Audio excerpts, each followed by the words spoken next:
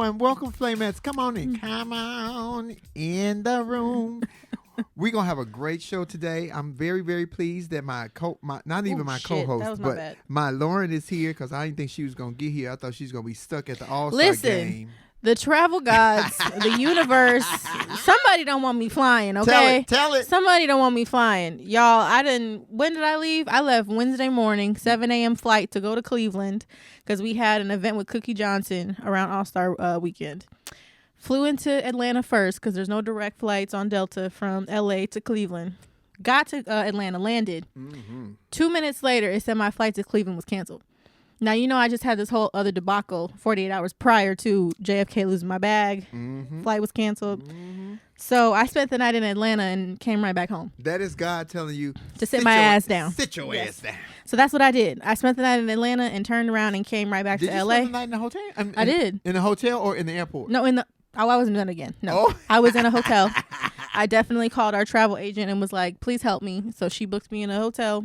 Stayed there for the night and took my ass home the next day. I'm glad you back. Thank you, the universe, for sending her ass right on back home. Me and the daddy have conspired against that. We had prayed for her to come on right on back. We didn't want because my dad said he didn't want me to leave either. See? So y'all shady. It was y'all fault. No, it's called brilliant minds. It was y'all fault. Because I leave next Wednesday to go back to New York. I'm sorry. What happened? Turn us down. I'm still loud. You're not loud. I'm not loud. Your ears might be sensitive today. It's loud in my ear or something, girl. Is that better? Yeah, that's better because I was loud. Hello, Flamettes. Yeah, thank you guys for joining us. I hope you guys had a wonderful Valentine's Day.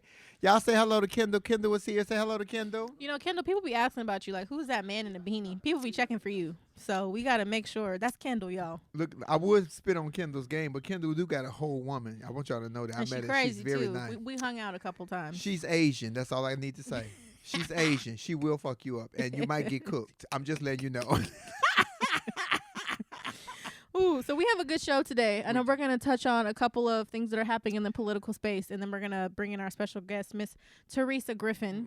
Recording artist, philanthropist, lupus survivor, influencer, all of that. So we're going to get to all that. But what happened this week, Lauren? What happened? Well, where do you want to start? I want to start with yesterday. I got a teenage daughter that I had to beat up and drag out my house. Wait, don't tell the people your personal It's too late. business. I already told them. Oh, okay. So, yeah, teenagers. That's all I'm telling you. If you got teenagers, I'm praying for you.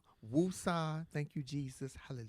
You might need to burn some sage in your house. I need to burn the house. Fuck some sage. Or maybe do an exorcism on your house. Burn the house. Yeah, something like that. What has happened this week? Oh, the All-Star game where you were trying to go to on Friday, Saturday, Sunday. Well, I wasn't going to the actual All-Star game on Sunday. Like I said, we had an event with Cookie, which I think it went well. I haven't really talked to any of my colleagues, but yeah, the All-Star game, LeBron won more than $500,000 for his kids at the I Promise school, which is, of course, phenomenal. The dunk contest was horrible. I was very underwhelmed. See, Kendall, horrible, right? There was more, exciting dunks in the damn All-Star game than the dunk contest. You know what was one of the best pictures that I saw from the All-Star weekend? What? When I saw Michael Jordan hugging LeBron James. Oh, my God, that did it for me. That's called greatness and greatness, baby. That was hot. Yeah, but LeBron's also in hot water, too, today. Child, LeBron's always in hot water. Leave LeBron alone. But this time is different. Did you see what happened with him this week? He was giving praise to Sam Presti, who's the GM for OKC, saying that he, scouted all this talent and talking about different players. And supposedly it was actually a black man behind the scenes that really did everything. So people are really trying to come for him right now and saying he's throwing shade at Rob Pelinka and all these different things. So it's LeBron's back in the hot seat. So LeBron, if your seat is too warm, you can always come sit on my sofa. It's nice and just cool and mellow.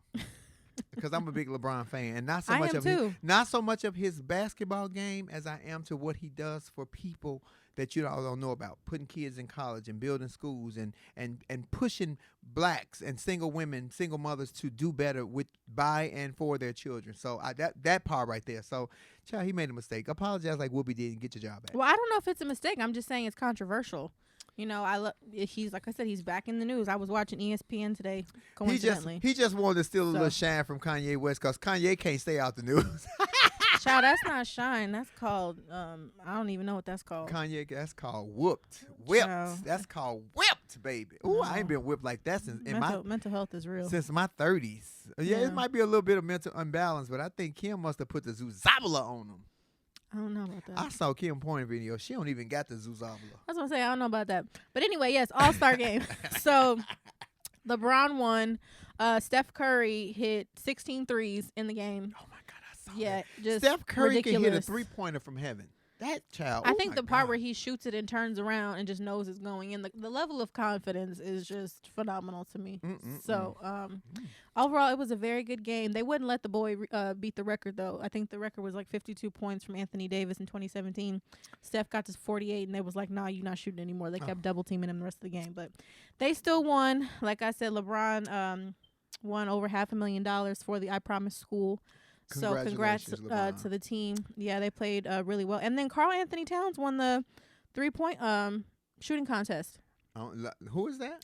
Karl Anthony Towns. He's a center for the Timberwolves. Oh, he also dates Jordan Woods, Kylie Jenner's ex-best friend.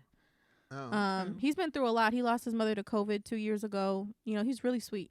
Oh, well, he dunking them, ain't he? Can we talk about the celebrity All-Star game? With my boss and you, our friend to the show, our executive producer, Tiffany. She came through the tunnel crip walking. I love that. She came through crip walking and shut it down and told us she was going to be the MVP. But Tiffany, I love you to death. Girl, you stay your ass off the basketball court.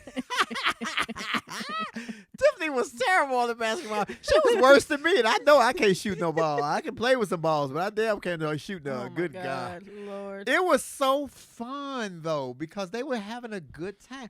Who was the big guy, though? The tall, light-skinned one with the dreads? Who kept dunking on him? Ooh, he was I didn't watch the celebrity game. Oh, my God. Did you watch the celebrity game? Oh, he was fantastic. He was a big monster. He thrilled me. I screamed. He thrilled you and you screamed. Oh, wow. I did. I was like, oh, if he was a trans man, the Lord is my shepherd. I shall not want. Okay. Well, alrighty then. Yeah, congratulations to all the charities that made money from the All-Star Game. Thank you for all the celebrities that participated and everybody that raised money, all the professional athletes. But can we go to the Star Spangled Banner and Macy Gray? Yeah, I just,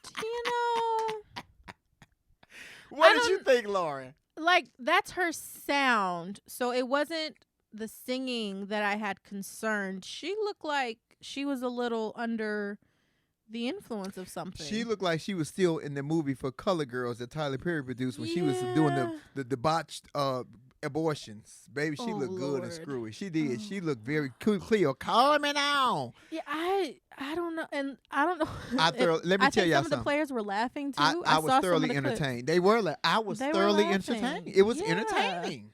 I mean, the sound was great. I mean, that's Macy. That's her sound. But I just physically, how she looked, I was a little concerned. Well, let me say this about the Star Spangled Banner and Macy Gray and all the people who have covered the Star Spangled Banner, because y'all ain't gonna get on Macy Gray and y'all ain't said nothing about when Roseanne just completely destroyed the Star Spangled Banner at a baseball game. Who the hell was Roseanne? Roseanne Barr. You didn't know that? She sang? Well, no. Oh, okay. I was like, I'm like, when the hell did Roseanne start singing? She did it. It was a major scandal years ago, and she was terrible. I'm sure. I didn't know she had vocal ability. Baby, she don't. She do have vocal ability, and they took it away from her. That's why she's not on Roseanne.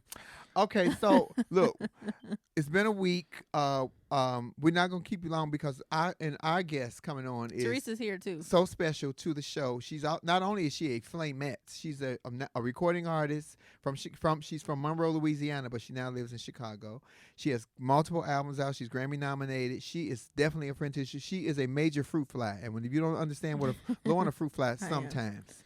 Only sometimes. It depends on what. It depends on where fruit you are. Yeah, exactly. Which people? Yeah, child. Because some. And the definition of a fruit fly is a person that is an ally of the LGBT community. That's very friendly with the gays, like almost to the plus. And speaking of very friendly to the gays, before I introduce you, Teresa, let me just say hats off to Netflix and Dave Chappelle for standing their ground and telling the cancel culture to go somewhere and jump off a bridge, because Netflix stood on their ground and said it makes dollars and not cents, and that Dave just got a four comedy deal, for a special comedy deal. Yeah. So great. So if this is going to be the beginning of the end of the cancel culture, God damn it, I'll take it, because I'm sick of y'all crying about every damn thing. It's go somewhere, put a pamper on. I don't think cancel culture is going anywhere per se. I just don't think it's going to be as impactful as it once was.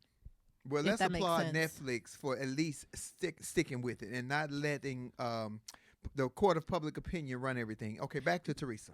You do it. Okay. Well, I'm gonna bring Teresa in at this point.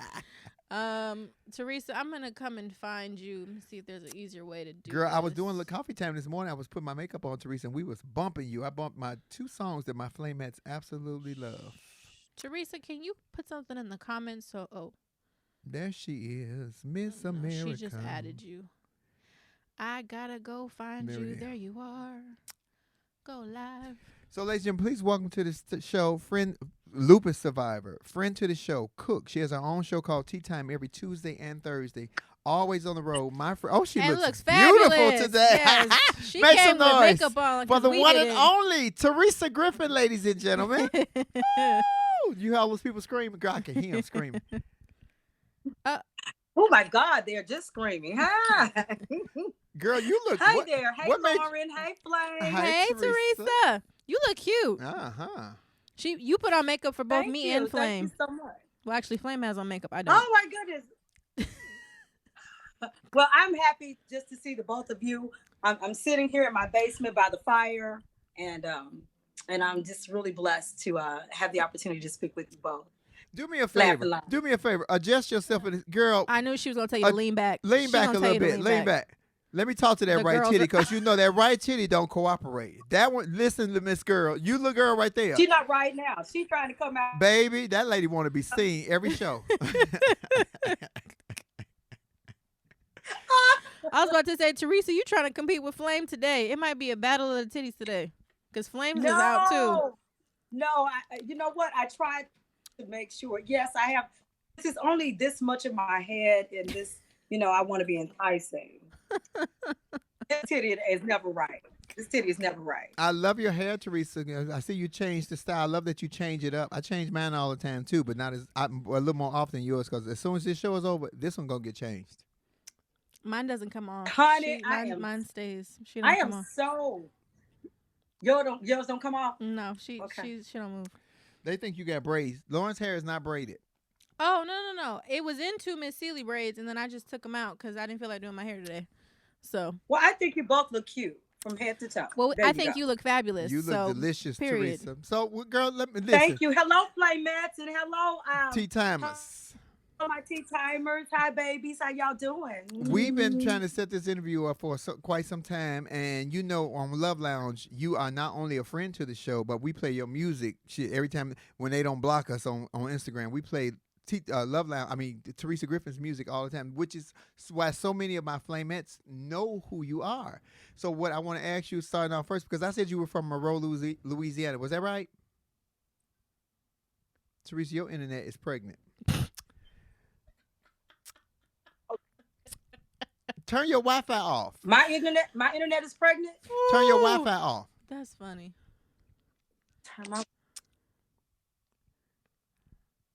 Why do you say the internet's pregnant? What does that mean? Because it keeps circling.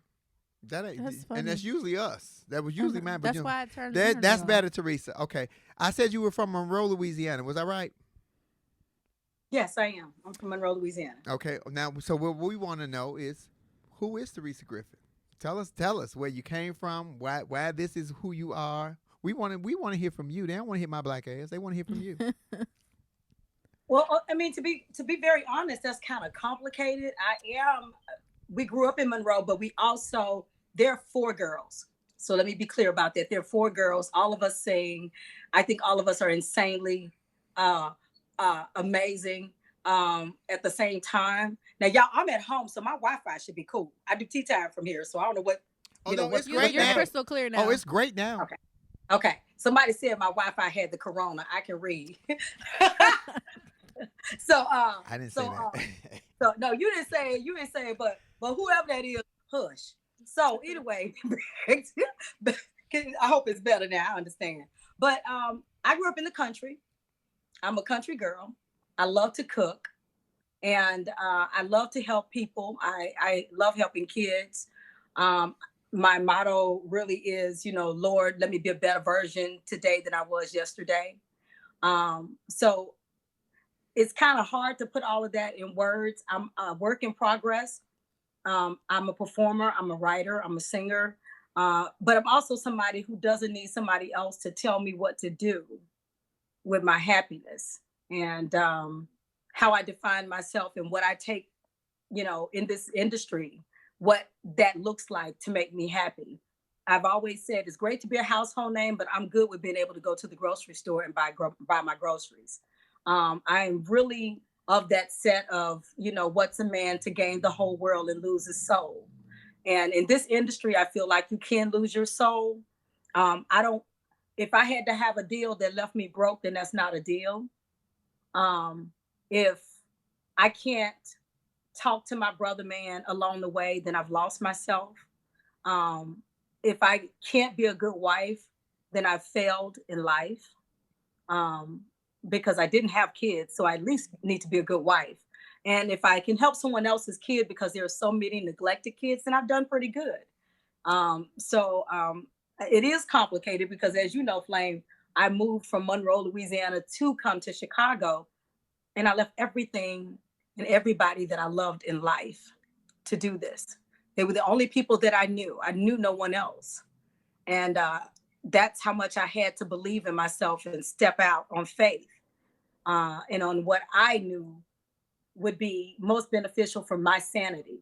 Living in Louisiana was a blessing. And at the same time, when you have 3 other siblings who also sing, it can be a curse because people want to pit you against one another. And that would be heartbreaking for me because I love my sister so much. I was going to ask you that because I know your sister Mary Griffin, and she is a phenomenal singer. She sang background for Patti LaBelle for many, many years. But I was going to ask you, growing up in a household full of singers, was there because your dad sang, right? Not your mom. My dad sang. My mama sang behind a rubber tree plant. Oh, okay. But yes. But was there a healthy competition? Because I would have imagined that, we sisters, but I can hit this note that you can't hit, and I can do this run, and not in a mean way, but sometimes healthy competition puts a fire up under you, make you better. It was never about who could hit a run, because you hear one do it, and your job was to mimic it. Your job in our house was to mimic it in another key. I mean, well, in an octave below or an octave under. We needed to harmonize each other's runs. So in that regard, if you couldn't do that, then you're not doing what you're supposed to be doing anyway. My dad was insane that way. In the car on our ride to church, he would start singing, and we needed to harmonize. And if you couldn't, then you weren't listening. And so we learn to musically listen, but we failed at learning to listen to one another.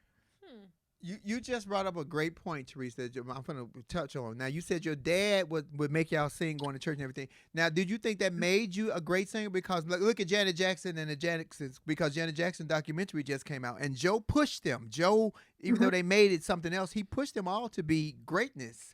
So you think that your dad was the big influence that made you this Teresa Griffin, and your sisters, because all y'all sing? Well, to be honest, my father wanted us to sing together in church. And so in that regard, music-wise, listening to one another, we developed quite a bit, just because even everybody at the damn church sang. The singers at the church were traveling harmonizing Southern harmoniers. So you come from everyone sort of like competing on Sunday till the damn church doors need to be shut. So, when you grow up on Jesus is the answer, he breaks every fetter, it really doesn't. I mean, your sisters, that's what you hear in your head, your program to hear that. And then because we were called migrant children, because my father traveled around, we needed to get certain hours in school. So we even were in school in the summertime, and all we did was school and church. That is the extent. School and church. And if you want to learn how to perform, go to church, because those are the greatest liars and performers that you could ever run into, in Jesus' name. Jesus' name. In Jesus' name. Well, let me tell you something. We don't take all that every Sunday, okay? It don't. But it's something about when you finally get that mic on Sunday morning, and hallelujah, the Lord has blessed you with this throat that you can touch somebody. That is an amazing feeling. And you don't need $1 million for that. You just need pastor to give you that mic. That's what you need. And that is what we grew up in. When you got that mic, you are the star. The star is the one with the microphone. Okay, let's be clear about that. Lord. And so when my father would give all four of us the mic, our job was to drive Jesus into your soul. So ain't no damn way when I get on stage, somebody finna outsing me, because guess what? It ain't even about them. It's about Teresa finna turn it out for Teresa. I tell my musicians, are y'all ready? Because if you ain't, you need to get up off the stage, because we about to fuck. We about to do this thing together, and I can't do it if you ain't with me. And that's a hard person to work for. Let me ask you a question, though, because this was basically a path, it seems like, that was forged to you by your father. Was there ever a time when you were like, I don't know if this is what I want to do? Because I know, like, hell no. Oh, okay. Well, that answers that question. Okay. Lauren. Okay. Lauren. Hell no. I knew I wanted to sing. I just knew I had to be on that stage. It's something about it. It's a drug, girl. It's a drug. And what's so funny is what you said about nobody will outsing you, because Aretha had that same philosophy. And you were on stage on the Oprah Winfrey Show with Aretha and with Diana Ross. And they both passed you a microphone. Girl, for Aretha to pass you a mic, because, you know, Aretha would say, oh, she wear nice gowns. Well, see, wait. What Aretha did, let me tell you about Miss Aretha, what happened. It's an interesting story, because when you're in this business, you need to be up on your A game. And when I first came here, I was just on trying to get a game. You know, it was, I can sing, this is what I do. And people were like, yeah, she's a great singer. So, you know, let's get her to demo these songs. It's a shame what people do to you in this industry. And they need to understand that God is watching them. You know, it's really how you live your life.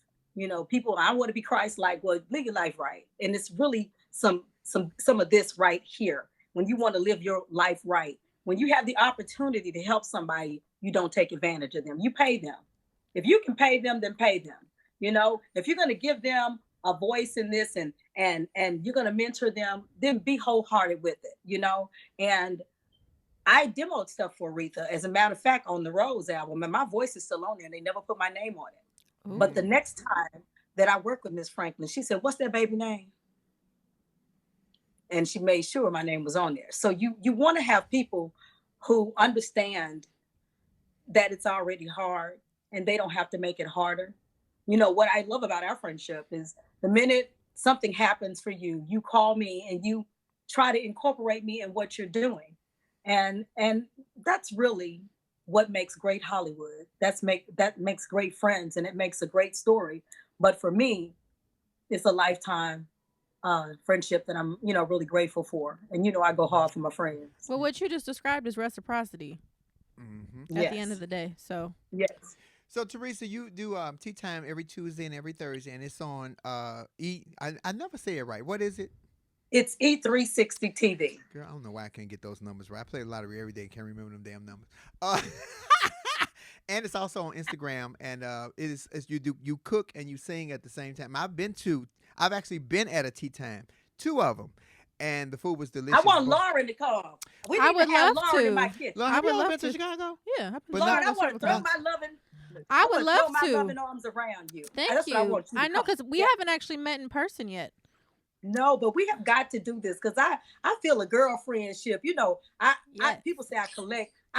When they say, "Oh, she collect women," I love women, and if I can help with a hug, I got a baby coming over as soon as this is over. It really is about us loving one another and how we pass that on. And I look at you next to Flame, and I'm so proud, you know, that she chose one of us. And yes, everybody, E360 TV. It's under Fresh Takes. I see my girl Lauren, the president of Tea Time, is like, say it, girl. E360 TV, Fresh Takes. It's Tea Time, and that's where we are. You can get it on Roku and oh my God, Apple TV and I think some other stuff, but I don't want to get it wrong. You need to be on Clio TV. Have you seen that network yet? They have, like, you know, it's a whole bunch of different, like, it's a black TV network. Really? Clio TV? Yeah, it comes. All right, girl. Yeah, it's like Tia Mari just has like her whole new cooking show. It's literally about cooking and singing. It's a great TV network, but it's for black folks, so I could totally see you doing that. So I would love to do that. I gotta check that out. And I see somebody say, you guys, I see your comments. They're going so fast. But I did see somebody say something about the Sugar Bar. Back in the day when I lived in New York, I did go to the Sugar Bar and I did perform with Ashford and Simpson. But I also performed on the same ticket and shared a ticket with. I mean, you can look in Ebony Magazine or Jet, and there's a photo of me there with Ashford and Simpson. They back in the day in Chicago, they would rotate entertainers for Chicago Urban League. When I say it was back then, it was fabulous. It was fabulous, and it was crazy fabulous because you get to share this stage. Once I did it, I shared the ticket with Isaac Hayes, and the next time I did it with Ashford and Simpson. And girl, when I tell you, it was crazy good. So you guys, I have been to the Sugar Bar, and I'm so proud that it was back when Ashford was living, and back when the Sugar Bar used to have all the Broadway singers in there, honey, they would turn it up. I'm telling you. Clayton Bryan is on here. He sings with Valerie Simpson now. He's friends with her. See that? Oh, See wow. That? Hey, Clayton, how you doing? So, Clayton, you must have met Mary. You met Mary there. You know, that's where he met Mary, and he knows that heifer can sing. Well, since you're going through this resume with some heavy hitters, who was your favorite, artist to work with? Oh, and also at that, let us know who gave you your first break, because I know, but they don't know. So okay.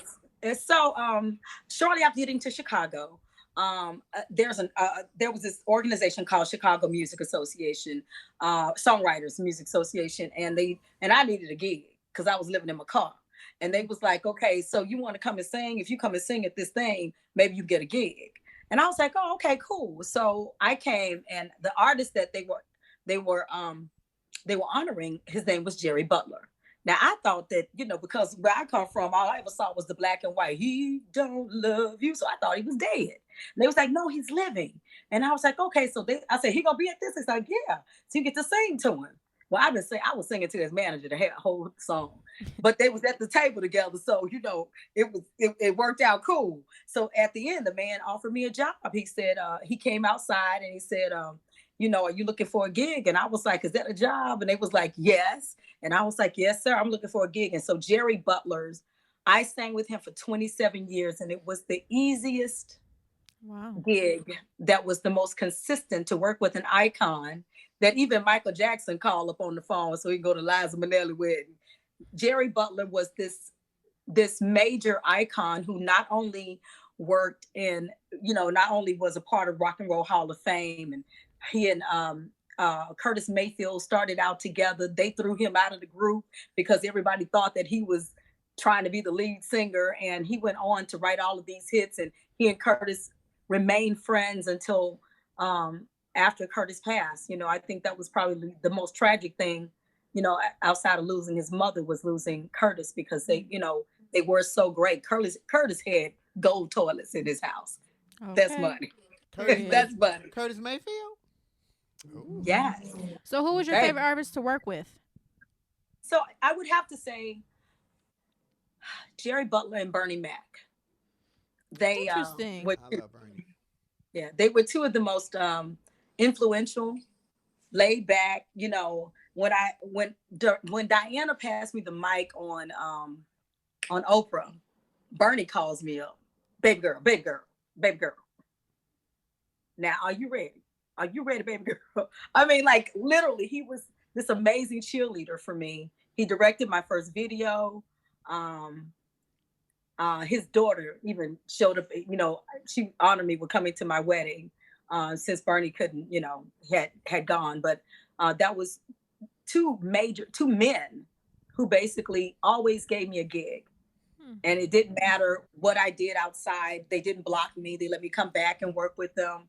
I never had to worry about work because of them. It's interesting that you said two men. So have you had issues with female artists in the past? Don't name them, but have you had issues with female?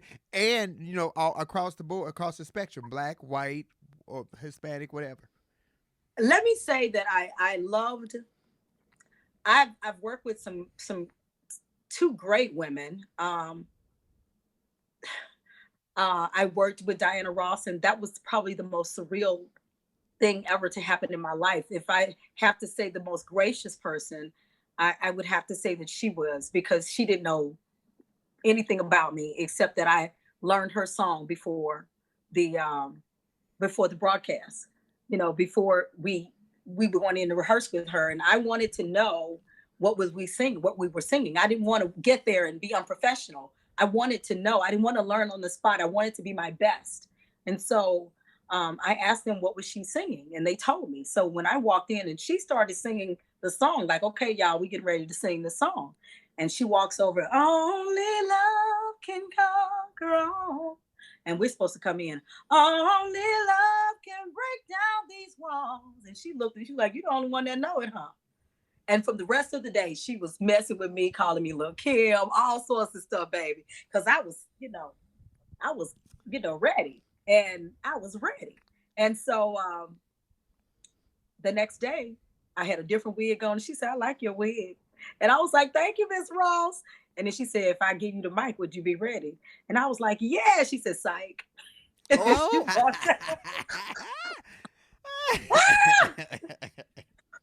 Only to end up passing me that mic anyway. Right. She was checking you, yeah. And it was just, working with her was surreal. That was a very surreal, gracious, beautiful moment that I couldn't have asked God to tailor any better. And so my manager has always been God. He hasn't steered me wrong yet. I'm not broke. I'm not hungry. Say it. Say it. Damn it. I mean, you better say it again. Yeah. And because of that, my fans stick with me. They bring their kids become my fans. I will always give back, and that always gives me younger fans. Those young people that I've given over 6,000 trunks or laptops to, they call back. They, hey, Miss Griffin, y'all need some help. We helping out this time. And that is the best life. When I look back and ask God, if you got something else for me, I'm ready to do it, but I want you to be pleased. And so as we walk into this next phase with all of my friends being so blessed, Flame, as I watch your blessing and I see that Tiffany is paying it forward, so if I could do anything for Chicago artists, I would tell them, reach back and get somebody else so Chicago can grow. That's, and that's a thing that's not common for Chicago. People make it out, but it's not common for them. Yeah, well, you guys have got a couple of people that do give back. Yeah. I got to tell you, you do. You do for sure. You guys have like Chance the Rapper and G Herbo. You guys have you guys have got a couple of people that are reaching back to make the city better. For sure. Kels gave back. But Kels gave back. He gave day. He gave day for day. I'm just gonna say it's your world. Oh, let me stop cutting up. Teresa, so we know you're a philanthropist, and when she said the trunk parties, what you all don't know is that Teresa has these trunk parties, and you have them a couple of times a year, right? I actually have them in different states. So I know you have them in different states. That's why I said, but a couple of times a year. Yeah. I do it one time a year. But we collect all year long. We do fundraisers throughout the year. We try to actually get more chapters to do it because I think anything that's telling kids to love themselves, we should tell them that, because for some reason they're at a point where they work hard at not loving themselves. So what can we do to help them really feel like nobody thinks they'll discover the earth? Because I think they kind of come here thinking they're all that, and then somebody gives them a reality check and they realize they're not. And that's tragic. At that moment, it's everybody else's fault except theirs. And owning that responsibility is difficult for them. And here we actually say, go on and make your mistakes. You're going to make them. I'm going to watch you make them. And when you finish, I'll be here. You give me favorite auntie vibes. Mm-hmm. You do. You give me favorite auntie vibes. And you know what? I am the favorite auntie. I know you are. I could tell. I know you are, for sure. Teresa, you think, let me ask you a question. You think that because you have no children of your own, that's why it's so important for you to cover it, because you cover so many children, mine included, because my children adore you, and Zeddy sings with you and everything. So do you think that's why it's so, because Tiffany has that same philosophy. She has no children, so all the children are her children, and she does so much for kids, which needs to be, more people need to do more things for children. But you think that's why you're so close to kids, or why you try to help so hard? Yeah, I just didn't want to drop a whole person out of me. I feel that. I just thought, who in Jesus' name who came up with this drop a whole person out of you? Human. A whole human. First, you get to carry it, and then your hip get wider, and I already got to say, like, and then your hip get wider. And I'm like, who came up with the punishment for the woman? Because then after you do all of that, they got to call you mama. They nurse on you. And then after that, you're supposed to, like, for the rest of your life, be called not your name, but mama. And I don't know. And maybe later on in life, I'll be like, damn, I should have, but I hope I make up for it. I hope all of my little nieces and nephews be like, we got to handle up and take care of mama or Aunt Teresa or whoever I'm going to be at that point. But I didn't want the responsibility. And some people really should think twice before they do it. Period. That might be a little triggering for Flame. Let me get close in the Might be a little triggering. That's a double autonomy though, because you said somebody calling you mama and they got the breastfeed, and if you get the right man, he gonna call you mama and he gonna breastfeed off. I'm just saying it's a double. Guess what? I said, let me tell you, the women have described to me the nursing process, and that ain't like there's somebody sucking on your titty. That's some other thing. They getting food out of you. It comes out, your breast gets sore, even worse, because you're gonna keep filling them up with milk. It's a whole nother thing. You like Moose City Cow for this baby. Yeah. I can't Bessie, hey, mama Bessie, come on here. I'm hungry, mama. No. I'm not gonna put all my business out on the street, but my mother did breastfeed me for a long time. She did. And I'm not gonna put my business out on the street, but yes, it was a while. Okay. It was a while. Okay. Yes. I can tell. Wait. But I don't know what that's supposed to mean. Whatever. You know what? But this is the good thing about children who have breastfed that I have learned. Because of that process, they say that the child, is closer to the mother, and there's a bond that forms. I'll never know what that is. That I will never ever have that experience. And sometimes I say to myself, Teresa, you're such a freaking punk.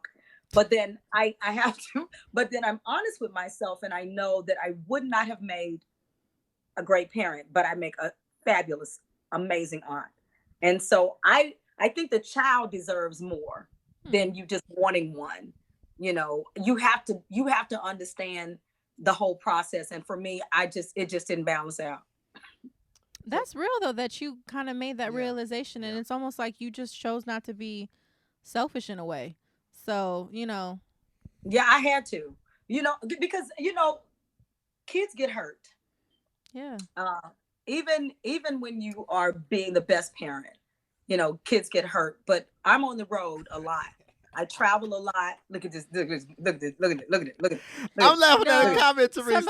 I'm laughing at a comment. Somebody said I'm so damn hostile. It was a joke. Y'all read into the most random things. Oh, they read Lauren's face. I'm telling you, they send me inbox. They swear that Lauren be sad and me. Right. I'm like, well, she do that anytime. It don't matter whether we on the show or not. People don't understand. I have a chronic disease called RBF, child. Y'all are just, I have resting bitch face. I can't help it, y'all. I'm sorry. It's just my face. Come back, TG. I don't know why y'all be trying to have Lauren at me. Lauren ain't at me. Lauren talk plenty of shit to me off camera. Y'all have no idea. Girl, y'all have no idea. Fight so badly. My goodness. Oh, that's right. Teresa, you a Leo like Lauren. Are you? No, I'm a Virgo. Oh Lord. It's right next door. door. Actually, you know what? I'm not even going to say that, because Virgo women are very different from Virgo men. So, anyway. Anyway. And for real though, in real Jesus life, Virgos are excellent people. Okay, we are excellent. We strive for excellence. That's a problem for some people, but we ain't gonna apologize for it. Well, two of my best friends are Virgos. I'll give you that. It's the Virgo men. Woo, needy people. Who they so needy. Anyway. D-Lady, they talking about you. Teresa, I want to get serious about it, man, because I love that you are so transparent and you're so open about, even when you have health chronicles and woo-woo-woo. And so when you first told me, because you're so public about it, so don't y'all think I'm telling her business. This is my friend. And she has talked about it openly on many platforms about her lupus and her battle with lupus for many years. Was that one of the harboring reasons that you did not decide to have a child, or you just really didn't want to have a child because of fear? Oh, no. Actually, after I got married, I was very clear that I did not want to do it for certain. My husband, as you know, is excellent. And, yes, he is. I love Big John. And when we were dating, okay, so now I'm telling my business. I'm going to tell my business. So when we were dating, John asked me, and we dated 8 damn years. Most of the time, no one knew we were dating. We were very, very discreet. And when we started dating and things started to get serious, Mr. told me he didn't want no kids. And my answer to Mr. was this: put it in writing. Because I don't want nobody to show up if we decide to get married to the door talking about he my dad. I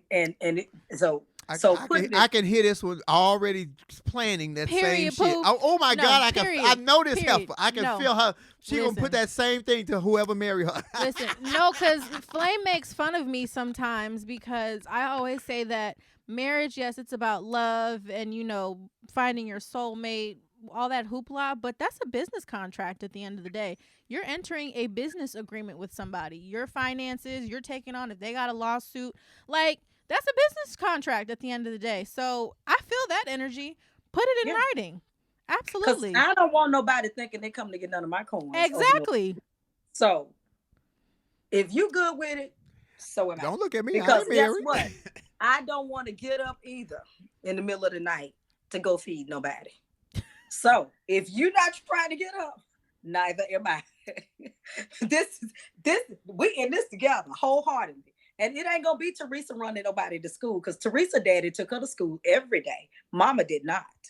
So daddy, you need to get up and take that child to school every day. Not Teresa. We are not gonna start that Teresa get tired every day. That's not gonna happen. Kids are not fabulous. I don't care what nobody say. That's a job. Puppies are fabulous. They cute. They a job too, though. They a job, but let me tell you something. You ain't gonna have them that long. Hers go to therapy and to Stop telling people my dog is in therapy. He eat yogurt and shit. Yeah, her dog. But can I be honest though? What my dad did, one of his friends told him, because I wanted a dog really badly when I was younger, and my dad was like, "You're not getting a dog." And his friend told him, "Do you want her to be pregnant at a young age?" My dad was like, "Well, of course not." He said, "Get her a dog." He was right, because that's like having a damn kid. It is. And you got 2 of them. Day. Every day. Gabriel is at a sitter right now because I didn't want him howling in the middle of this. Gabriel would have been howling and carrying on and had to pee. So I had to send him on over. People know I take great care of my furry children. Yes, you do. No. Stop. You do not. You, just like this heifer, you're anal about your damn dogs. They got life insurance and pet insurance. They got absolutely. Baby. They have bar mitzvahs and Christmas parties and shit for the dogs. I love people that love their pet. I love my pet too. I just spent $500 on his ass, and all he had was some hair in his ear. So that's a money making business right there to have a pet and adore it, because people know that you're gonna love your dog. But y'all to you and this one right here, Lauren, y'all are possessed about y'all's dog. That's my kid. But understand this. Understand. If I had a child, that child would be a wreck, because I would drive it insane. I would want to know who touched it today, what happened. I would be worse. This dog, this furry child of mine, is perfect. He's a furry baby. He needs therapy sometimes. Y'all seen how he acts. He kind of nutty. My dog's not in therapy though. She's not in therapy. I always tease. Stop telling people that my damn dog is in therapy. Gloria said her children are precious and they are successful. So am I. Until they get to that great getting up yonder, mine are successful too. Michael Jackson, he had so many fans. We had 52 arrangements when he passed. He must have touched somebody, okay? He did his job when he was on this earth. Gabriel, they doing their job. They make people smile. They make them laugh. When I walk in the door, sometimes he mad. He cussing. I don't know what he really saying, but he's saying something. He getting it out of his system. We understand one another. Me and a kid, shaking baby syndrome. That's damn. So Teresa, what's next for you musically? Because you got nominated for a Grammy, right? We were up for the nomination of a Grammy. It's a process to get that. It's coming. And so I hope so. This project that I'm working on, it's really a movie. The CD is a movie. I'm trying to figure out if I'm going to shoot the movie and the CD and have it all out at the same time. But the CD is a movie, and it's about the last CD almost was a damn movie, because I shot all those videos and they connected to one another. It was my thought of trying to make this movie. And it really is about the life of a Black woman. And there's a song on there called He's Mine. Ooh. And how we can be possessive, but at the same time, you remember every step in life, how it took you, how you got there to that moment. And if I can show that, in film, because my life is very complicated. I have trans girlfriends. I have gay male brothers. I have beautiful Black sisters. And in this life, you get all of that. You get all of these things. And because it's complicated, love is complicated. It's my vision of love. That's what my life is my vision of love. And that's what this project is about, how you get it in all different packages. But I need that love. Okay. And if you can't accept the packages coming in, how I can't have you in my life, how you make this complicated. And it really ain't all. So you're going to make this, so it's not going to be just a visual album. It's literally going to turn into a whole movie. It's going to be a whole movie. It's kind of like... Well, you better. Okay. Yeah. I can't tell you what somebody else might be messing with. You're right. Copyright infringement. It's okay. Yep. Nope. So Teresa, what is your favorite CD of yours? Because people, I'm sure artists have their own favorite CDs. Unless you're Lauryn Hill, you only got one. What is your favorite? But she only needed one. After the Miseducation alone, she only needed one. But what is your favorite CD? My favorite CD that I have would have to be the very first one.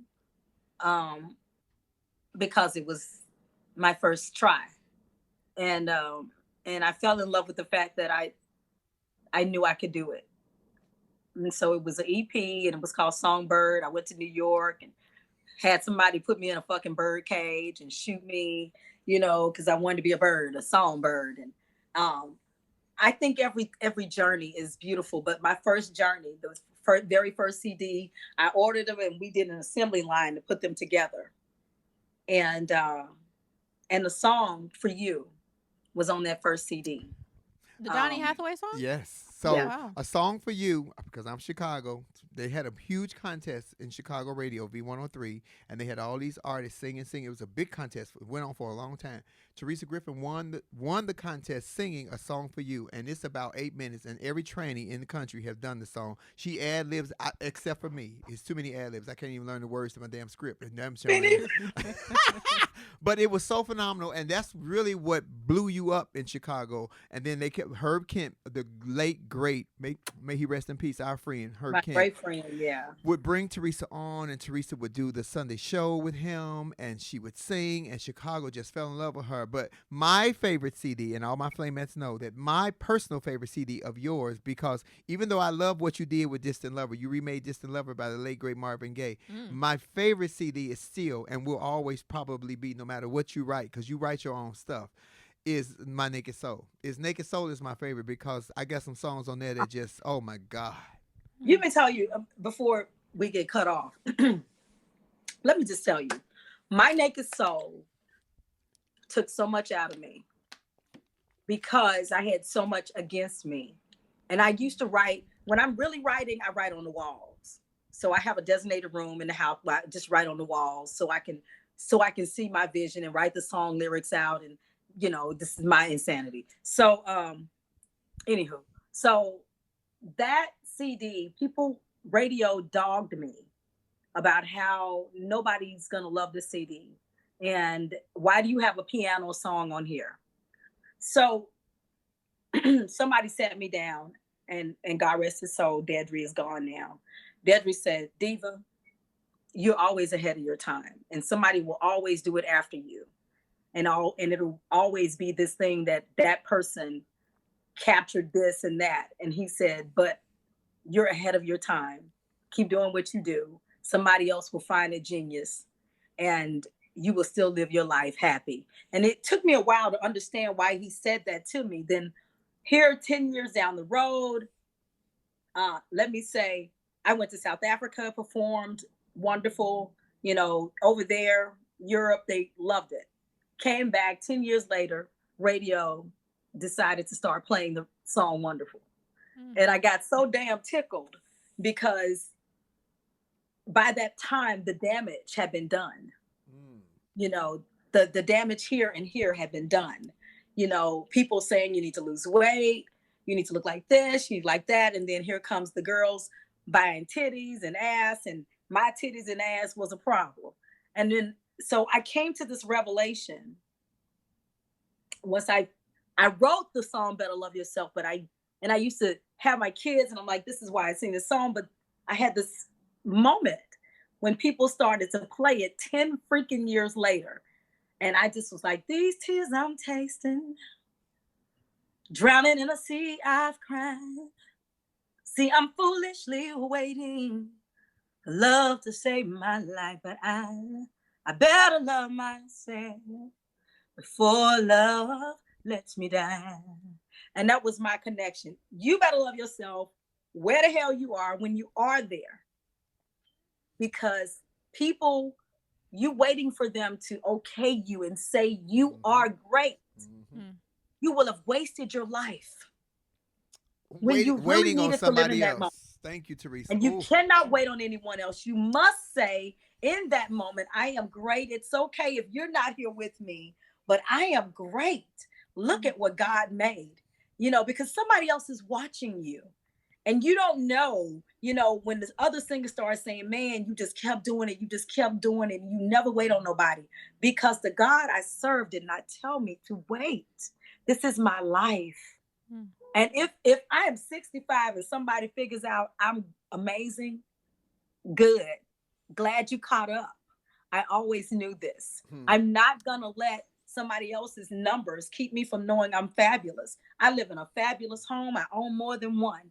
I'm defining my own purpose, and I'm not sitting up worried about how I'm going to pay my rent or my taxes. Or it's okay if you believe in yourself. Step out in your faith. Step out in your you. Step out in your no. Do what makes you happy. Don't let nobody snatch it from you, tear you down, make you feel bad. If you run into somebody that wants your ass instead of your mind, if you're okay with it, then it's okay. If you're not okay with it, and walk away. Don't live with regrets. Talking about if I coulda, shoulda, woulda. Lord, if I can I? What if somebody, I'm waiting on somebody to give? I do not wait. WAIT is not for me. GOD is because I gotta be good all the time, baby. I cannot be messing around. I'm always gonna be on time. And that's what you gotta get through. You better love yourself today. And I wrote it 20 years ago, if not more. And I knew then I needed to love me. I know even more now because I heard it, that I gotta love me. Teresa, let me ask you, did you have or have you had any regrets with anything that you've done in your career? I mean, you literally just gave this phenomenal testimony about self-confidence and loving yourself and knowing, basically your path and your journeys for you. But has there been anything in your career where you've kind of said, maybe I wish I should have done this differently, or maybe I wish I had a little more confidence at this point in my life because, the older me could have told the younger me this? Anything like that? I have two regrets in life, and I'll tell you what they are. One is that my father and I had a disagreement, but I learned the lesson, and I did get to apologize before he passed. Didn't last long. It was just, he did take my car, and I was here by myself. And I was mad as hell. But then he told me, baby, I said your word is your bond. And then that all you have is your word. So I understood that and we cleared that up and I apologized. The other thing was I met Harvey Fuqua and he wanted to work with me, but I was so fearful of what that meant. And I often wonder what that would have looked like. At the same time, it was 3 different deals and I, didn't understand who he was. And now I make sure I know who people are. I didn't even understand who he was, because for me, I was walking into a business that I was totally blinded by, and I should have done my homework. And I did work with him after that. And one day he said to me, it's good that you followed your own path, because you never know what would have happened. And some things happened, and I don't know what those things were, but I also met Antoine Fuqua's mother, and she used to talk about him all the time, and I had no idea what he was or what that meant, because I've never been impressed by names. I've always, if my heart, is there with that person, that I've been good. I don't befriend people because of who I think they, what they can do for me, because I think you get in trouble there. There was a time and a point where I met R. Kelly, and he'd offered me to come and go on tour with him, but I just didn't feel in my heart that's where I needed to be. And so, that was the only time in business with Harvey Fuqua that I ever kind of, it's like, Teresa, do your homework. But I'm okay with that decision. So it doesn't just sit there. But that was the only time I ever questioned. Everything else, I've been very okay with knowing that I made the best decision for me, and screw everybody else who thought that I was crazy and hard to work with. I don't really care about that, because usually that just means that I did something right. That was a great synopsis of it too, about the names, knowing who the person is, because Lauren be on me about that all the time. Sure because do. She's like, you don't know who so and so is. I was like, no, do I need to? Do your research. But it is very true, Teresa, and I'm glad that I have Lauren in my head and in my ear, even when I don't be wanting to hear the shit she talking about, to say, Flame, you need to do this. This is so and so. This will be important for your career. So I get that. So that is understandable. Secondly, you said something else about something, and I just lost my train of thought. You said something about after that. You mentioned something. I met Antoine Fuqua's mother, and and that was me, being on the road with Jerry Butler. I met people, it was but regrets. But my regret is definitely, my one regret was, me and my father having a disagreement, because that's my dad. That touched me, because yesterday I told you what happened with me and Izzy, and I'm hoping that me and my daughter can come to a common ground. She got my mouth at her mama's hell, so I'm kind of doomed. But I think, even I'm not gonna touch on that fully, but but sometimes what I try to tell Flame too, it's okay to walk away from things, because we all know that, like, Flame loves really hard, and I get that vibe from you too. But sometimes you need to sever ties and love people from a distance. And I honestly, and that's something that I've gotten from what you were saying too as well, is that what's supposed to be for you is for you. And it's not good to force certain things because you think that's where you're supposed to be in that, particular space and time. So, well, people will make you think that. People will have you thinking, this is a great, this is so-and-so. This is so-and-so, and this is, but I've always been like, I don't really give a shit who that is, because I don't feel good about that person. And I'm glad in most instances, I followed my mind, when it came to, but I try not to make abrupt decisions, because I don't want to piss people off either. I agonized over whether or not to work with Mr. Fuqua, because I was already working with Mr. Butler, and because I was working with, some other people, and I agonized over the decision. So I didn't sever that. I don't sever ties with people unless I let God do that. But if I see that you're trying to hurt me, I have no problem saying goodbye. I can tell you goodbye. This doesn't work. This just doesn't work for me. It doesn't mean that we're not cool, but it doesn't work for me. I always try to make sure I leave that window there. But if you cut me, and I know you cut me, I can sever that tie, and I cannot speak to you until I need to. If I'm in public, I will never treat you badly. I will always say hello. I will never do that because I'm a lady. But I don't have to take you home with me. You can never be in my heart again. I am very clear with people about that. And some people hurt you to the white meat.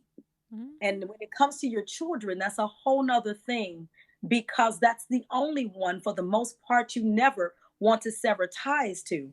And that hurts. So, when it comes down to parenting, that's the other part of why I didn't feel like I would make a good parent, because I can cut you off. My family knows if you hurt me insanely, you can call me and I'll be there, but I can cut you off. My mama was the same way. You need to be in a mode where you can forgive, but you don't need to ever be in a mode where you're abused. Mm-hmm. So you can give and not be abused. I can be that staff that you lean on, but I cannot be the staff that you break. That's what I have to be clear with the people that are around me. And because I'm constantly learning. Someone asked, can I still learn things in my craft? I can still learn things across the board. We all should be learning and thinking people. If we're not, and everything, then you're God.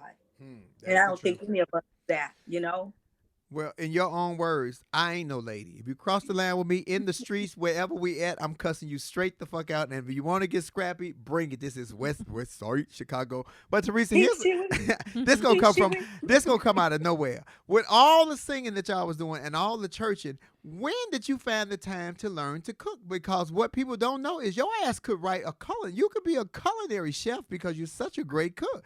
Where was the time with all the church? It's called Mom and them ain't got no money. They don't play like that. Go in the kitchen and cook that food.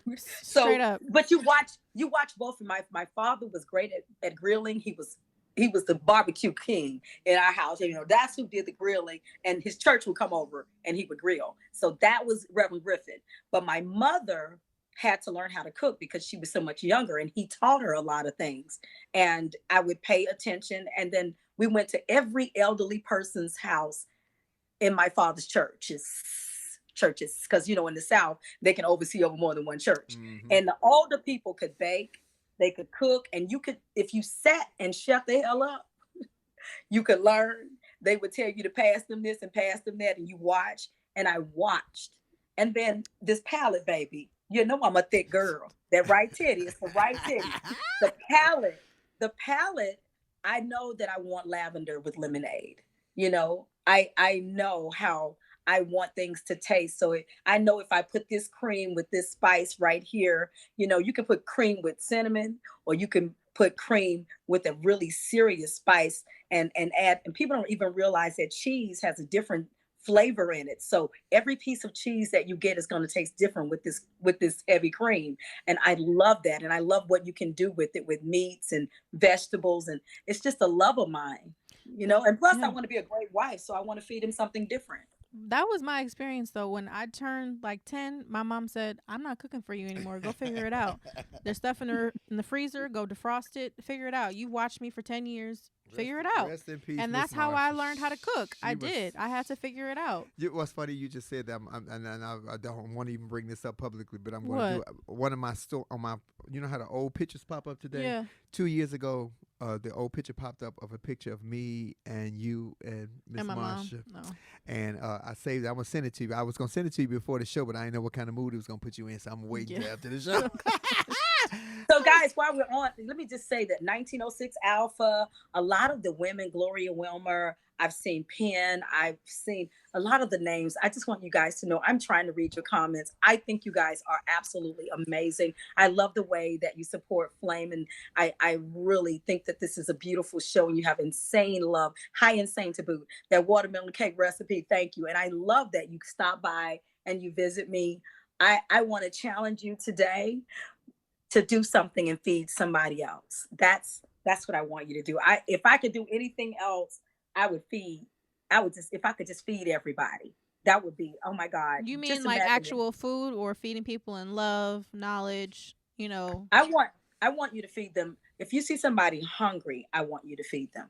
Because when I lived in my car, I was hungry.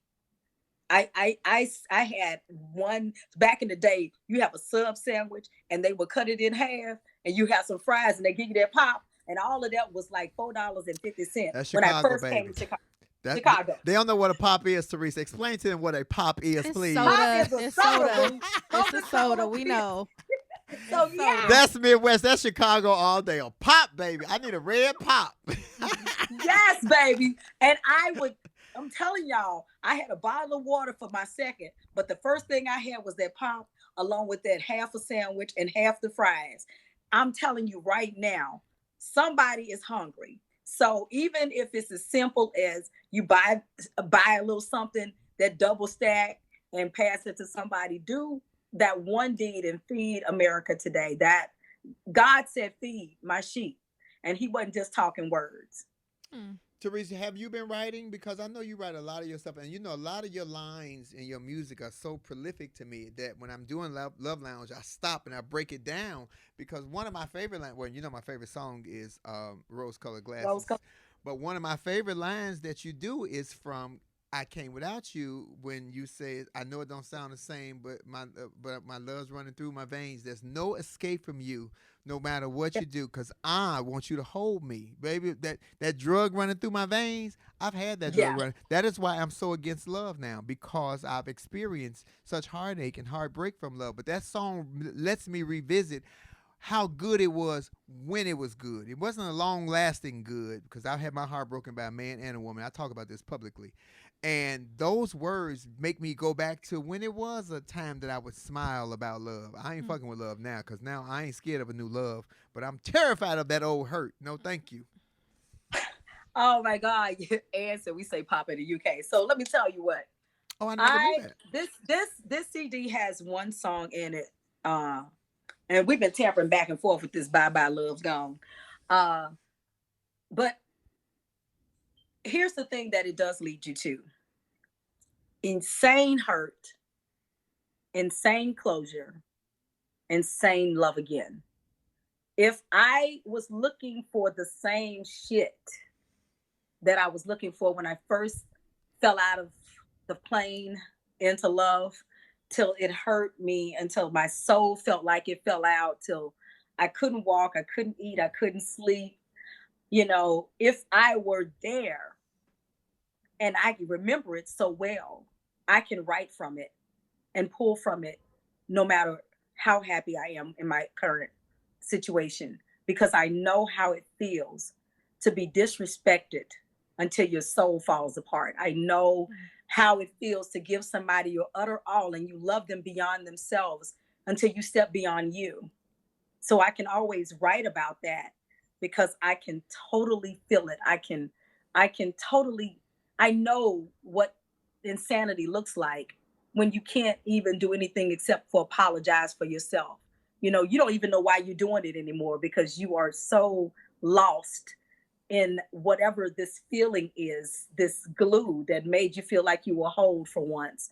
And then at the same time, this person has the ability to take the stitches out and just rip it out. How did I get to this point where I gave so much that you could undo me that way? I can always go there because I know what that feels like. I also have the advantage of knowing what it feels like to have someone have nothing but your pleasure in mind. I know how it feels when somebody wants to give you the world and they don't even know what time it is to give it to you. That they're so lost into you that you don't ever want to hurt them, because you know that it's fragile. And so I hope you get to the point that you find exactly, that type of love. Girl, I'm married. I got three, a husband and 2 wives. Baby, I'm good. Lauren, I'm praying. They spend all my money. I'm praying. I'm praying, because if you feel that, the respect of it keeps you in line in a whole nother way. No, I absolutely. I mean, and you've dropped a couple of testimonials today, but I think that's part of the reason why too. Like, Flame makes fun of me, but I'm not the type of person that I'm just going to jump into a relationship, because I love being alone. I probably enjoy my company a little too much. But with that being said, though, it's like I know what I want. And I also have a phenomenal relationship with my father. He's really put me up on a pedestal as, you know, you're my daughter. This is what you should and should not allow for men, even down to the smallest thing, like a man coming, opening up your door. Okay. I don't care what time it is. It could be 2025. You still need to do that. There's just certain requirements that you have to have in order to date me, and I'm not going to settle for less. And that might be still why I'm single, because I also didn't want to get in relationships before. But anyway, I'm growing and I'm evolving. You know what I mean? And, you know, yes. I'm open to it now, but there's just a certain standard that I have, to your point, that there's just certain shit I'm not going to allow at the end of the day. So... period.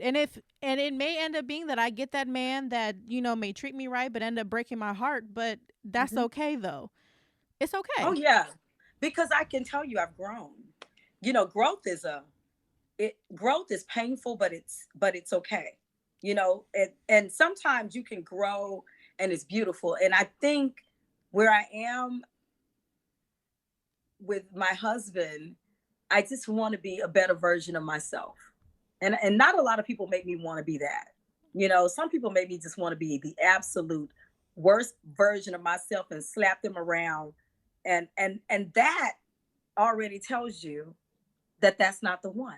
Mm-hmm. Someone that has you in confusion emotionally all the time, you know, messing with your head, you know, because people like to get up in here when they up in here. Mm-hmm. And when they messing with your head and they don't know that your love is fragile, you got to be careful. But I say walk in faith and careful. You know, what I used to do is I date, but you can't come in my house. Period. You can take me out to dinner. Let me see how you really are. Love a good meal. Yep, absolutely. Okay. When a father shows a daughter love and how should she be treated, it's hard for a person to manipulate you then, because their father have shown them real love. And most people don't have that. So they seek, okay, I love that. You know, my dad was my superhero. My daddy beat up a white man in the South. Mm-hmm. Back when I was a little kid, because they pulled Bill. Me and your daddy could have rolled together. Shit. Y'all could. Because let me tell you something. My daddy was serious about people and he loved everybody. And we grew up in Louisiana, so that tells you a lot. Okay. And, you know, he was like, you don't get to judge anybody else, because I'm sure the brick in your house is bigger. So be careful about walking out there judging people. And I used to, you know, I really love that about him. But I digress. Flame, I want you to know that there is some beautiful love out there for you. It's right here. And I love Lauren. I love Lauren. That's beautiful too. And I love Kendall. I say I got a couple. This he with. I got a man and I got a woman. This good. Might be a lost cause at this point, Teresa. Child. Teresa, I hear you and I appreciate you, but I'm good. Let me tell you something, Teresa. You know what I do love though, as a woman, and I ain't no woman, but as a woman and as a woman of color, I can hear how much you have touched Lauren today with your testimony, just with the things that you have said. So I can only imagine for the 278 people that we have on here, how many other women heard you. And I want to thank you for when you talk about those multiple personalities on Tea Time, when Hazel show up and all them other crazy bitches, the fact that you have embraced them, because I talk about this on Love Lounge. Teddy Pendergrass said, you can't hide from yourself. Everywhere you go, you see, there you are. But people look in the mirror and they only see that one. You have to see all those people that you know live inside of you. And whether they're good, evil, bad, they all are part of you. Once you embrace all of that stays with you and you are in control. When you let them take over, then they take over. I love the fact that, you know, when Hazel want her time, you get that bitch her time. When the other personalities want her time. And if you don't allow yourself, and we all have multiple personalities. They can say what they want to. Everybody has different ways that they feel. You have to know that you are the one that's in control, but you have to allot them their time to come out, or they will come out when you don't want them to, like Jekyll and Hyde. That's why I'm in therapy. The dog in therapy too. The dog have multiple personalities. No. But that's why I'm in therapy. That's why she's in therapy. Yeah. You know, it's good to know all of you. Yeah. Thank you, Teresa. I didn't know that. Some of us. There was a cartoon this morning, and I passed it to John because this guy took this chick on a date. You know, she finally moved in. That's what happened. And when he got up that morning, he was looking for her, and some other ugly woman was in the house. So this man was traumatized because in this cartoon, she don't look like who the hell he went to bed with. Well, shit, and, I'm guilty of that shit. So you might be the biggest offender of that one. You know what? Yes. Girl, you open the door for that. I had to step in shit. Flame, I wouldn't even think about this, but okay. But I'll finish. Well, what I want to say is the biggest thing that I really have appreciated about you today, Miss Terisa Griffin, is your authenticity. I don't think we've ever really gotten to talk like this. You know, I hear phenomenal things about you, obviously, but I appreciate your authenticity and your candor at the end of the day, because, you know, you were a little vulnerable today, so I appreciate it. And I do have to come to Chicago and see you. And Ayanna Van Zandt, move around, because Teresa, you got something that you need to take on the road. You can motivationally speak for an hour and then sing your face off for another 2 hours. Girl, you know how much money is in that? John. Period. Woo! That's a check. That is a major check. And you already got an attorney, so. And you already have a band. You're already there. I have an attorney, but you know what? You know, when I get on stage, Teresa takes over. As you know, Flame, that's a whole nother monster. You know, I have to divide. Today we don't have the music going. I lose myself in tea time sometime because I am having a really great time in my kitchen, and I just so happen to have a camera on. That's how I act. As you know, these crazy people all live here, including Hazel, and my husband knows that she lives here. So when she talking, he don't even bother with her. I'm so serious. I swear, my husband is so good. Flame knows. He knew, which is why it took him probably 8 years to say, "Will you marry me?" He knew that he was getting all of these. And when I first started dating him, I said, "I'm bipolar, so I need you to go do some research to make sure this is what you want to deal with." Because any one of us decide to show up for the motherfucking day, just show up. Yeah. Teresa, you are just inspirer. Yeah. You are a loved woman.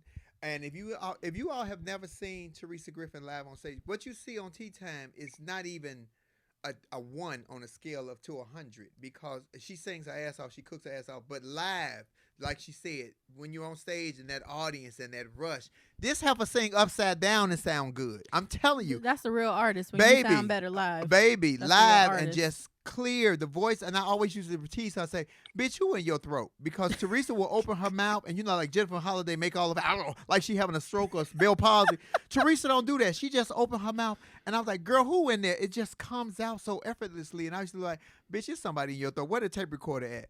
But Teresa, you mentioned your piano song from the Naked Soul CD. I can't play piano, and we don't have piano. But I bet you won't give me a couple of bars of that before we leave. Now you can start off at the beginning. You can start off at the beginning, but you got to get to my favorite part when you scream. Oh my God! Not when you scream. He walked into the room like many times before, but something's different now. I've never seen before. No kisses graced my lips. They stopped a month before. I thought that this would pass, but you say that love's no more. Did you think that yes, Jesus, wouldn't cry? And did you think that I wouldn't die inside? Did you think that I wouldn't lose my mind when you said you didn't love me anymore? That's the song, y'all. Woo!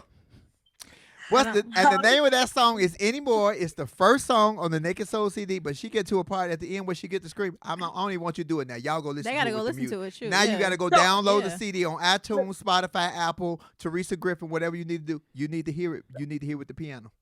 I need you all, if you are within 100 miles of Chicago, March 26th and March 27th, stop and be a part of the Wonderful Woman Weekend. We have a boudoir pajama party on the 26th, and then on the 27th, At lunch, we're having a bling slipper brunch. So you can wear anything you want. Bring your bling slippers. Wait a minute.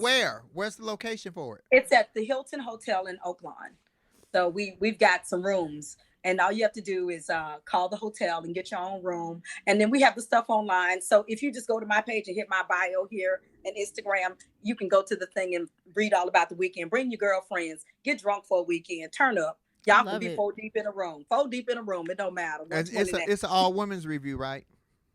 You know what? No, it's trans girls too. No, I'm not even talking about that. I'm just saying no men. If they're gay, yes. If they're not, no. What about if they play gay just for the weekend? I know somebody You might have some imposters. Trying to sneak in and get them a little taste. Look. No, look. We'll know. Now, you know real girls, honey. You can spot their asses a mile away. We ain't gonna be having none of that. Ladies, brother. Teresa, I must tell you, I've known you 20 years, and this interview taught me some things that I didn't even know. With the Jerry Butler thing, with the living in the car. And I've known you 20 years, and we talk about everything. But I love that you, like Lauren said, you were so transparent. You shared so many jewels today, and we appreciate you. The world needs to know you, and guess what? The world will know you, because the higher my star rise, you know I'm a bitch that will drag another bitch. Come on, bitch, let's go. You got to see this. You got to take this one. I'm real pushy like that. Lauren always tell me, you can't take everybody. I don't say that to you. Well, not everybody. I just say you can't take certain people with you. Certain people need to stay their ass. Thank you. Well, she wasn't talking about you. I know who she talking about. It wasn't you. I know she wasn't talking about me. I know. I wasn't talking about you. Teresa, you know, TT got your back, boo. Mm-hmm. Teresa, you were so wonderful. Ladies and gentlemen, you can join Teresa Griffin every Tuesday and Thursday at 4 p.m. Central Standard Time on, you say it because I'm always fucking it up, E360 you can TV. Join me. E360 TV at 6:00 p.m. You can join me, or you can just pop on Facebook and get you a fake page on Facebook and just watch me on there. T-timers be talking like y'all, child. And so many of our fans share our love, and we share love back with them because we share fans, and I appreciate your fans loving Flame Monroe and the Flamettes loving the T-timers and Teresa Griffin. Teresa, this was awesome. You were amazing. You are beautiful. You are talented. You are a woman phenomenally. I think when what's her name? Who wrote Phenomenal Woman? Maya Angelou. When Maya Angelou wrote it, she may have wrote it for Oprah. But Oprah's name was just the top. So many other names fell up under that. And bitch, you are number one right up under there. Mm-hmm. Yes, indeed. Yes. I love you. I love you. You know I love you. He, she, we. Oh. He, she, we. He, she, we better go make a check. He, she, we. He, she, we. Teresa, this was so awesome. Thank you so much. And I'm going to do Love Lounge tonight, and we're going to play a little, we always play a little TG. If you have not, if you're in the gym or you're working out, you're trying to get your body right, you need some inspiration to clean, Teresa Griffin has a house version of her song Wonderful. You can download on iTunes, Spotify, Apple. If you're not in the mood to dance, god damn it, this one going to get you up off the couch. It will make you dance. It make you wash dishes faster and mop and everything. Just don't play it while having sex, because somebody's going to try to keep the beat. And oh, Lord. Somebody's going to have a stroke. I'm just saying. Thank you so much, Teresa Griffin. We love you. We love you. I love you, Teresa. Thank you. Laugh and learn, baby. Ladies and gentlemen, we have had the most wonderful. He, she, we. He, she, we. He, she, we. You don't know about that he, she, we, Teresa. Right? I agree with that. Lauren need to be. Teresa could do an AHF event. Oh, yeah. I'll keep you in mind. I work with talent. That's part of my job. So I'll call you, girl. And she signed the big checks, Teresa. Okay, look. We'll talk to you later. Love you, Teresa. I'll talk to you guys. I love you too, baby. I'll talk to y'all later. Oh, my God. Ladies and gentlemen, thank you so much for just coming in and just loving on Teresa Griffin. You guys follow her on her page, and please spell her name correctly, because she will fight me. TERISA_Griffin on Instagram and TERISAGRIFFIN on Facebook. Come on. See, all right, look at you. I'm good today. Yes, I got my smart hair. I got my smart hair, but I got a smartphone. But please don't buy me another smartphone. Could y'all start a new phone line called the dumb phone? I need a dumb phone. I have not figured out this iPhone yet. Anyway. Well, thank you guys for joining us today. This was such an amazing interview. We did not even talk about the case, and I don't want to talk about the case. Because this was good. Yeah, we don't want to wonderful. This was take it light, anywhere else. fun. Yes. This was a good one. Inspiring. Yes. Are you inspired? I feel very inspired. Lauren, can I just say, I love your fucking hair like this. Thank you. I didn't do it today. I know, but I like much. it like, no, with whatever the braids and took it down. Yeah. It does look like braids. Oh, yeah, I did. But it's I pretty. braid. Thank you so much. You look black. What does that mean? Okay. That you usually look other. Other? Okay, I'll take other. That's fair. That's what fair. I sign on applications. Black, white, other. Sex, male, female, other. It was always other. Oh my At goodness. Laugh and Learn, we have had such a great time. Thank you so much, ladies. Flameheads, thank you for being part of the show. We know we didn't bring none of y'all in, but Teresa had we didn't need to. Her conversation was powerful. Yeah. Kendall, thank you, our wonderful cameraman, Thanks, for being Kendall. here. Take it, Lauren. Are we saying our motto? Yes, honey, we are. Oh, at Laugh and Learn, we have a motto, and that's we are not trying to get anybody to change your mind. We are simply trying to get you to use your mind. And Why? In order to use your mind, you have to slide your wig back and have one. Thank you very much. The wig's coming off. I think we got to sign off now. Oh, goodness. It's time to sign off. Thank you for joining us here at Laugh and Learn, ladies and gentlemen. You can follow Lauren Hogan on Instagram at Lauren Armani H. And please on Facebook, follow Lauren Hogan and Flame Monroe. At Lauren. But don't follow my Facebook. I don't get on that. Yeah. You can follow me on YouTube, though, because that's where I upload all say. these episodes. And also our Laugh and Learn podcast page as well on Instagram. And you can follow Lauren. Make sure you subscribe to Lauren Hogan's YouTube page. You know, I got 200 subscribers on YouTube now. See, good. I feel so established. I had to fight her to get a YouTube page. Yeah, because I had to fight. I had to get one too. So shit. I'm not a social media person. So anyway, I had to fight the Black Effect Network. And you can follow Flame on Instagram at Monroe Flame and on Facebook at Marcus Flame Monroe Parker, full name, and then on YouTube at Flame Monroe. Yes. And we thank you for joining us. Such a great show. Such an inspiration to talk to Teresa Griffin. Mm-hmm. Please get her music. If you have not heard Teresa or have not seen her, I'm telling you right now, it's like you wouldn't believe it. It's a phenomenon. And she entertains. She dresses up and she carries on. And right titty is always an issue. But if you're straight and you like titties, you should go to the show just for that. That right titty going to be seen. That's a good incentive. Okay. Thank you so much for joining us, ladies and gentlemen. We're signing off. We appreciate you. We will see you all next week. Peace. Have a great week. Laugh and Learn is a production of the Black Effect Network and iHeartRadio. Our executive producer is Tiffany Haddish. Our theme music is by Chrissy Payne.